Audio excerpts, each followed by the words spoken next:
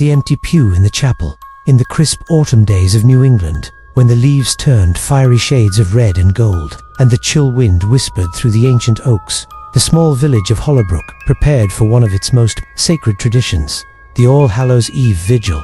Hollowbrook, nestled in the rolling hills of Massachusetts, about 100 miles from Boston, along the winding banks of the Mystic River, the village wasn't large, with sparse population relying on farming and fishing, but its chapel stood as an eternal pride. Built during the colonial era over 300 years ago, the chapel featured sturdy oak beams, steeply pitched slate roofs covered in moss, and a wide stone courtyard paved with weathered cobblestones. Surrounding the chapel was a dense forest of oaks and maples, their branches forming a natural canopy that rustled like secrets from the grave. The villagers of Hollowbrook held firm belief that the chapel housed the spirit of the guardian ancestor, a protector who watched over the settlement since its founding amid the harsh Puritan times. Every year, on October 31st, Halloween night, the vigil was held to honor the dead, seek blessings for the harvest, and invite ancestral spirits to witness the living's devotion. By day, the chapel buzzed with activity. Villagers busied themselves preparing offerings, platters of roasted pumpkins, apple pies steaming with cinnamon, fresh baked bread, and bundles of dried herbs tied with twine. Children darted about the courtyard, carving jack-o'-lanterns and stringing garlands, while women in woolen shawls and men in flannel shirts carried baskets of fruits and candles. The atmosphere was lively yet reverent, like a folk painting come to life. But as the sun dipped behind the forest, everything shifted. Darkness enveloped the village, pierced only by the flickering glow of lanterns and bonfires. Incense smoke curled upward, mingling with the rhythmic beat of drums and the haunting strains of fiddles, creating a symphony that was both solemn and eerie. The drumbeats echoed through the woods, intertwined with the howling wind and the distant calls of owls, as if summoning echoes from another realm. And in the main nave of the chapel, facing the altar adorned with carved wooden saints, there was always an empty pew, crafted from aged oak, its armrests etched with faded Celtic knots. The pew was dusted with a thin layer of fine powder, like forgotten ash. The elders called it the seat of the guiding spirit, an invisible entity, forbidden for anyone to occupy. Emily, a 25-year-old woman who had just returned from Boston after years away, was struck by the transformation. She had left Hollowbrook as a teenager, moving with her family to the city for education and work. The urban life of skyscrapers, honking taxis, and neon lights had accustomed her to rationality and science over superstition. She worked as a graphic designer for a bustling ad agency, dealing daily with digital screens, creative briefs, and virtual meetings. The old tales of ghosts and spirits from her childhood had faded into vague memories, dismissed as quaint folklore. This time, Emily returned to visit her grandparents during the vigil, partly out of homesickness after a hectic year in the city, and partly because her job allowed a rare extended leave. She stepped off the bus at the village edge on a foggy afternoon, backpack slung over her shoulder, inhaling the familiar scents. Damp earth after a light rain, wood smoke from chimneys, and the faint aroma of fallen leaves. Her grandparents greeted her at the gate, eyes misty with joy. "You're back just in time, dear," her grandfather said, his voice trembling with age, leaning on his cane. Emily smiled warmly, hugging them tightly, feeling the warmth of family she had missed. "Just visiting, Grandpa. What's so special about the vigil this year?" "I remember hearing about the chapel being haunted or something." Her grandmother nodded, leading her home while whispering cautiously. "Sacred, yes, but full of mysteries, especially the empty pew in the nave. Don't go poking around it, or you'll invite trouble." Emily chuckled inwardly, thinking her grandmother was as superstitious as ever. Little did she know, the warning was no idle tale. The next morning, Emily wandered the village to rekindle old memories. Hollowbrook remained unchanged, winding dirt paths, fields of golden corn stretching to the horizon, and the Mystic River flowing lazily. She met Sarah, her 22-year-old cousin, at her aunt and uncle's house nearby. Sarah had grown up in the village, her skin tanned from outdoor work, her eyes sparkling but always wary when discussing the supernatural. She worked at the local historical society, archiving old documents, but her true passion was collecting folklore from the elders' whispers of ghosts haunting the chapel. "You're here right on time," Sarah beamed, hugging Emily tightly. "The vigil will be huge this year, but be careful, don't get too curious. Our village has strict taboos." Emily patted her cousin's back, laughing. "Curious about what? I'm just here for family. Tell me more about the vigil, sounds fun." Sarah led her to the chapel courtyard, where preparations were in full swing. "The vigil honors our ancestors, inviting them to join us. Daytime is festive, but nighttime gets spooky. Drums pounding, smoke everywhere, and especially the empty pew. Elders say it's for the guiding spirit, an unseen soul that leads ancestral spirits back to the chapel. No one sits there, or they'll be haunted, forced to take its place. Emily raised an eyebrow, hiding her skeptical smile. Accustomed to logic, she viewed such stories as mere myths. Haunted. Sounds like those creepypasta stories online. I don't buy it. Sarah shook her head, her voice dropping to a serious tone, gazing toward the oak forest. Not just stories, Em. I've heard from Mr. Harlan. The guiding spirit was the village's first minister, who died unjustly in a witch hunt centuries ago. He didn't pass on, staying to guide souls during the vigil.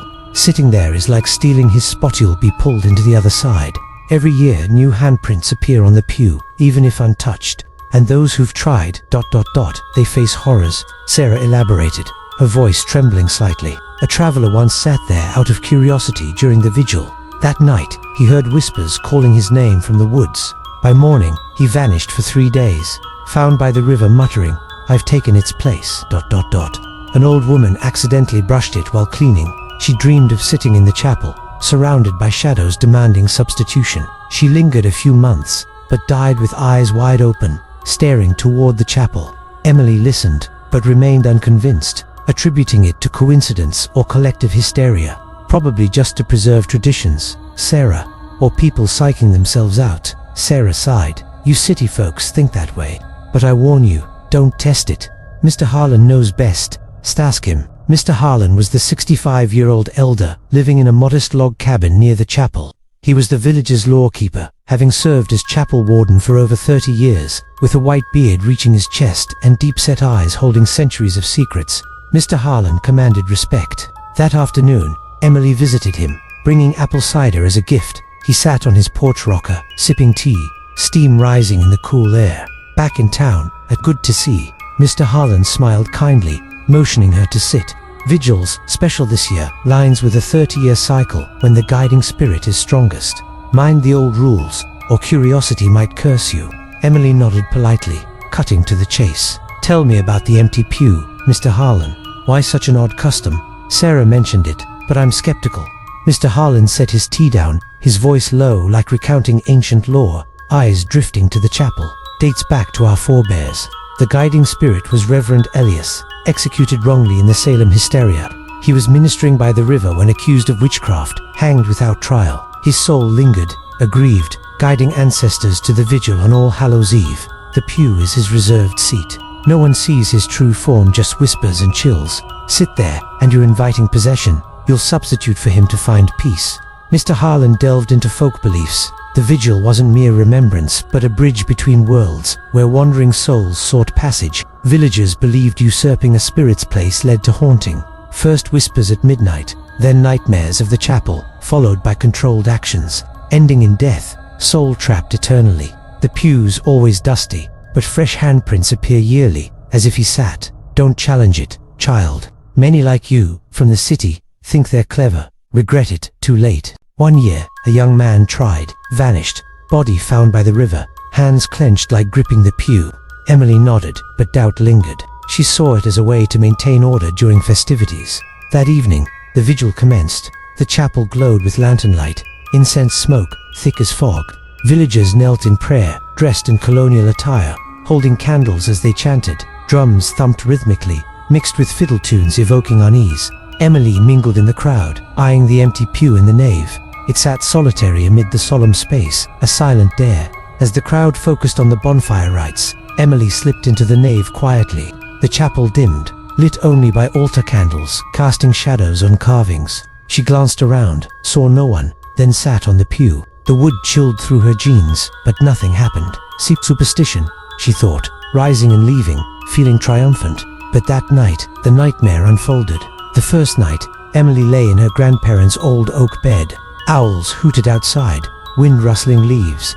Suddenly, a whisper arose, faint but distinct. You've taken my place, Emily bolted upright, heart pounding, sweat beading. She flicked on her phone flashlight, scanning the room. Nothing. Must be the wind, she reassured herself, lying back. But it repeated, closer. You must return it. Come back to the chapel. Double quotes. She rushed to the window, peering at the chapel. The village lay dark, yet distant drumbeats echoed, though the vigil had ended.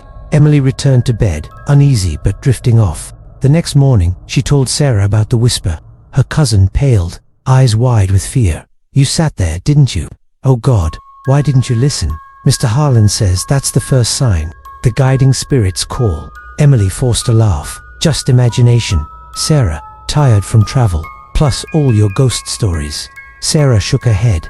"Not imagination. Let me take you to Mr. Harlan now." Mr. Harlan sighed deeply upon hearing, "You've broken the greatest taboo. The guiding spirit has chosen you. You'll be drawn back to the rites. We must perform a banishing ritual, but it might be too late." Emily dismissed it as coincidence, but the second night, dreams invaded. She dreamed of sitting on the pew, chapel shrouded in fog, shadowy figures gliding by, murmuring her name. A voice boomed, "You've invited me in. Now, I'll guide you away." She awoke, drenched in sweat, hands clenched as if on armrests. Phenomena escalated. By day, walking the village, she felt watched. Turning, only forest leaves stirred, but hairs stood on end. Drums pounded in her mind, urging return. Nights, whispers clarified. "Return to the chapel. ... Sit in my place. You are mine." Then, the white shadow appeared in the mirror while brushing teeth, a formless figure behind, red eyes glowing. Emily screamed, spinning gone. Sarah tried helping, taking Emily to the village seer, an elderly woman skilled in folk exorcisms, living at the forest's edge. The seer wore a black shawl, rattling beads, seated before a hearth with herbs burning. She chanted ancient incantations, smoke swirling. Midway, she halted, face ashen, sweating. "The spirit's powerful. It's latched deep. Wait for next Halloween's grand vigil to expel it. Fail, and she substitute." Emily shivered, but clung to reason. "I don't believe. I'll head back to the city. Distance will fix it." But it persisted, worsening. Gradually, Emily's life was dominated by an unseen force. Mornings, she'd wake walking barefoot toward the chapel, eyes glazed. Sarah dragged her back, shaking her awake. She recalled nothing. Meals tasteless, mind fixated on the pew. Nights, calls from woods. Emily, ... return. I await. One night, village asleep, Emily dreamed vividly. She was the guiding spirit, wandering the forest, leading hundreds of ethereal souls to the chapel. They whispered her name, dragging her into the river's depths. Awakening, she found herself on the pew, hands gripping, fresh prints hers. Terrified, Emily fled the village immediately. She packed hastily, catching the earliest bus to Boston, hoping modernity would dispel it. The city greeted with familiar chaos. Traffic jams, skyscraper lights, her apartment overlooking the harbor, stress-induced hallucination, she convinced herself. Yet, whispers followed, amplified in urban noise. In her quiet apartment, "You can't escape. I'll guide you back. ... Shadows in corners, elevators, bathroom mirrors. Colleagues noticed, dazed in meetings, pale, muttering about the pew. She lost her job within a month for lack of focus. Friends distanced, suspecting depression or drugs. Sarah called daily, tearful. Mr. Harlan says the spirit's pulling you. This year's the 30-year cycle it's strongest. Without the ritual, you'll die. Come back." Emily fought. Therapy, meds, meditation. But dreams intensified, haunting. She drowned in the mystic river, like Reverend Elias, soul floating to the pew, guiding others. Waking, hands wet as if from water, windows shut. Finally, unbearable, Emily returned to Hollowbrook on the next Halloween. The village pulsed with vigil energy, but she felt doomed. Chapel ablaze with lanterns, smoke dense as mist. Villagers prayed, drums thundering. Mr. Harlan pulled her to the nave. "Sit on the pew to return it. The seer will banish." Emily sat, body trembling. Wood iced her skin, whisper roaring, "You are me, I am you. ... We unite." Air shifted, wind howled from forest. Lanterns extinguished, darkness swallowed all. Spirits materialized, gliding coldly, chanting her name. The seer rattled beads frantically, shouting spells, smoke storming. Then, silence. Emily felt weightless, soul detaching, hovering. She saw her body slumped. The guiding spirit appeared, hazy with red eyes. "Thank you. Now, you guide in my stead." Villagers found her comatose by the river, like prior victims. She awoke after 3 days, but altered eyes, vacant, murmuring, "I've substituted. ... Sarah wept. Mr. Harlan shook his head. "She's gone. Now, the new spirit is Emily." Henceforth, the empty pew remained, dusted, but new prints yearly. Curious sitters here. You've taken my place, ... On Halloween nights, sightings of Emily wander in the forest, leading souls to the chapel, red eyes gleaming in shadow. But most haunting, Sarah sometimes dreams of her, on the pew, whispering coldly, "You'll be next, ... Join me, ... Hollowbrook stays serene, outwardly, but beneath, the other world awaits the inquisitive, ready to ensnare in eternal dread.